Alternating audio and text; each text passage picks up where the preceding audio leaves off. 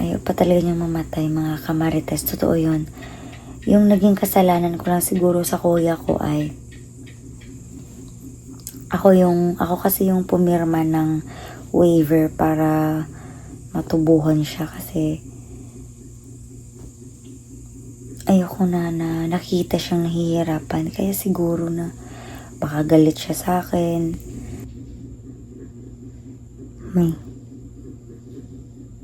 May naririnig ako, mga kamarites, na hindi niyo naririnig.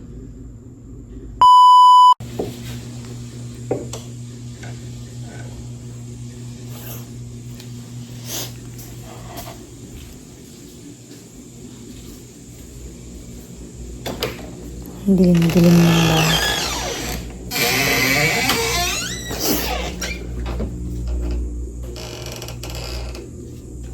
Sobrang dilim talaga ng bahay ko, mga kamarites. So yun, dinala ko pa yung pailaw kasi nakakatakot. So yun, dito ako nag-vlog sa kabilang kwarto, mga kamarites, kasi kapag andun ako sa kabilang kwarto baka maistorbo ko si Kuya Bads. So yun, nagpapasalamat pala ako sa paggamot sa akin ni Kuya Bads Adventure. So actually, mga kamarites, hindi lang yung hilot ni Kuya Bads ang nagpapagaling sa akin, mga kamarites. May orasyon din yan si Kuya Bads Adventure na makapagpagaling, kaya yun, tinulungan niya tayo na mapagaling. Kaya thank you so much, Kuya Bads Kuya Bads, sa paghilot mo sa akin. So yun, dito tayo ngayon sa kabilang kwarto kasi ayoko na magising siya kasi pangit yung kondisyon ngayon ni Kuya Bads Adventure, mga kamarites. Parang sumakit yata yung ulo niya. Kasi nga, di ba, mga kamarites, kapag bumitaw ka ng isang orasyon or kapag nagbitaw ka ng isang orasyon, mga kamarites, yung sabi sa akin ng papa ko, kapag nag-orasyon ka daw, dapat na may binigay ka na kahit na pakonti. Anong tawag dun? Parang bayad. Anong tawag ba dun? Yung parang pambayad siguro. Anong tawag dun? Kahit na pa konti-konti lang, kahit na mga 20 pesos. Kasi mostly dito sa amin sa probinsya, mga kamarites, kapag nagpapahilot ka, nabibigay ka ng 20 pesos, 50, 100 para gumaling ka daw, para hindi daw bumalik yung sakit doon sa taong nanggamot sa'yo. Yun, kaya siguro sumakit yung ulo ni Kuya Bads Adventure kasi tinulungan niya tayo na mapagaling. May orasyon kasi siya na nakapagpapagaling. Hindi lang yung orasyon na nagbibigay ng protection dito sa buong bahay namin, kundi may orasyon din si Kuya Bads Adventure na makapagpapagaling ng isang tao or ng isang karamdaman. So yun, masasabi ko talaga na effective talaga yung mga kamay ni Kuya Bads Adventure na pagalingin ako, kaya ako gumaling. So yun, maraming salamat talaga. Kung di dahil kay Kuya Bads Adventure ay nabinat na tayo ngayon ba. Parang timing lang, no? Na nabinat tayo. Masakit talaga yung buong katawan ko, pati yung ulo ko. Yung kalahati dito, yung kalahati lang na ulo. Dito banda yung masakit, tapos dito wala. Parang stress yata. Tapos may ubo, sipon, at saka lagnat tayo, kaya naisipan ko na magpatulong kay Kuya Bads Adventure. Total, andito naman siya sa bahay. So yun, ayun, tinulungan niya tayo. So yun, patungkol din ito sa kuya ko. Sana ay huwag mo na kaming multuhin kasi nakakatakot talaga na mamulto. Yun, may nag-comment pala sa atin, mga kamarites, no, na sabi niya, baka daw may kasalanan ako. Marami daw akong kasalanan sa kuya ko. Kaya siya nagpaparamdam. At saka humihingi daw siya ng dasal. Patungkol naman dyan sa kasalanan, wala naman tayong kasalanan sa kuya ko, pero nung nasa ospital pa siya mga kamarites, sabi niya sa akin, sabi ng kuya ko na ayaw pa daw niya na mamatay. Kaso nga wala tayong magagawa. Yun na talaga yung destiny ng kuya ko na mamatay siya dahil sa complicated na yung sakit niya. Humihingi siya sa akin ng tulong, humihingi siya sa akin ng oxygen that time. Kaya siguro siya nagpaparamdam sa akin kasi may gusto pa siyang ipahatid sa akin na balita or may message pa siya for me, for us. Ayaw pa talaga niyang mamatay mga kamarites, totoo yun. Yung naging kasalanan ko lang siguro sa kuya ko ay ako kasi yung pumirma ng waiver para matubuhan siya kasi ayoko na nakita siyang nahihirapan. Kaya siguro na baka galit siya sa akin kasi ako yung pumirma. Ako lang kasi yung nagbabantay sa kanya during sa naghihingalo na siya. Then sabi sa akin ng kuya ko na magpapatubo daw siya, yung tracheal intubation bang tawag dun. Basta siguro hindi naman sa guilty tayo mga kamarites. Talagang ganyan yung buhay. Hanggang doon na lang siguro siya. Kung sinasabi niyo na galit sa akin yung kuya ko, siguro slight. Kasi ako kasi yung pumirma ng waiver para matubuhan siya.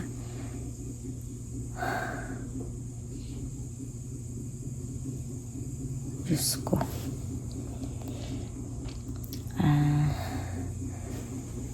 Magdarasal na lang tayo mamaya bago matulog mga kamarites. Na sana ay wala nang multo, wala nang magpaparamdam. Yung mga ganong bagay mga kamarites. Kasi alam ko naman na mabait yung kuya ko. Then palapit na din yung 40 days niya. Sabi din nila na after ng 40 days ay wala nang mga paramdam, wala nang mga magmumulto. Kasi seryoso tayo mga kamarites. Kanina, yung pinakahuling video ko mga kamarites, talagang natumba talaga yung picture frame ng kuya ko na andun sa baba, andun sa labas. Kasi kami lang din ni Juno kanina. Kasi si Kuya Bads may binili pa siya kanina, natagalan siya ng mga 2 hours. Feeling ko nga ngayon mga kamarites ay may nanonood po sa akin habang nagbablog ako, kaya kinabahan ako, tapos tumayo yung balahibo ko dito sa may liig. Feeling ko talaga ay may nanonood sa atin habang tayo ay nagvi-video, habang ako ay nagbablog mga kamarites. Pero nilalakasan ko lang talaga yung loob ko kasi syempre nakakatakot talaga. Ikaw ba naman yung pinaparamdaman ng kuya mo? Siguro humihingi talaga siya ng dasal para sa kanya, para sa kanyang kaluluwa. So paki-comment down below mga kamarites kung ano sa tingin nyo ba yung sabi ng mga matatanda na before 40 days ay andito pa yung mga kaluluwa nila, yung mga yumao.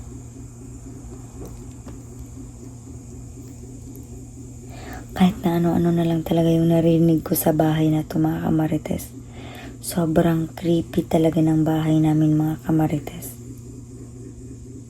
Parang need yata na magpapa-blessing tayo ulit mga kamarites. Kasi magfa 5 years na mula nung na blessingan tong bahay namin.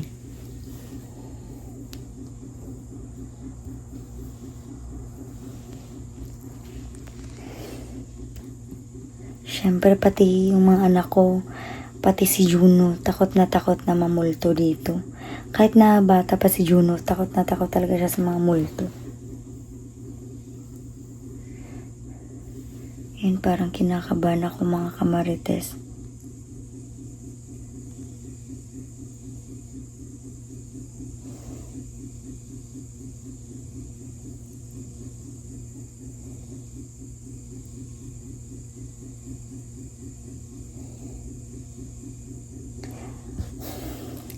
Sana Lord ay bantayan niyo kami ngayong gabi na walang masamang mangyari sa amin dito habang kami ay natutulog. Kasi sabi nga nila mga kamarites, matakot ka sa mga buhay, huwag daw sa mga patay. Huwag, lalong-lalo na sa mga multo. Siyempre tao lang tayo. Normal tayo na tao na natatakot tayo kasi abnormal po yung tao mga kamarites na hindi nakakaramdam ng takot. Ibig sabihin nun mga kamarites na natakot tayo, ibig sabihin gumagala yung amygdala natin na part yan sa brain natin na kung saan yan yung magsisignal na tayo talaga ay takot. So yun kinakabahan tayo. Pero okay lang yan. Matapang naman tayo. So yun, babalik na ako sa kwarto mga kamarites kasi papatayin ko na tong ilaw ngayon kasi wala kasi dito yung papa ko at saka si Portia. Kasama ko lang ngayon si Kuya Pads Adventure. Papatayin ko tong ilaw sa kwarto na ito para syempre makatipid naman tayo sa kuryente at di tayo napapamahal sa pagbayad para makatulong naman tayo kay Kuya Pads Adventure na magtipid sa buhay. So yun,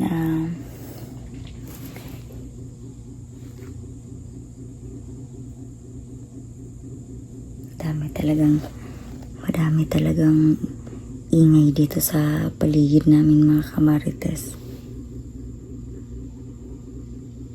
Kaya nga kapag hating gabi na ay nagdadala tayo ng arenola, ayoko nang lumabas ng bahay. Ayoko nang lumabas ng kwarto kahit na gusto kong mag-CR, wag na lang. Kasi kahit na ano na lang yung maririnig mo dito ba. May alulong na ng aso. May aso pa na umaalulong doon sa kapitbahay. Narinig ko.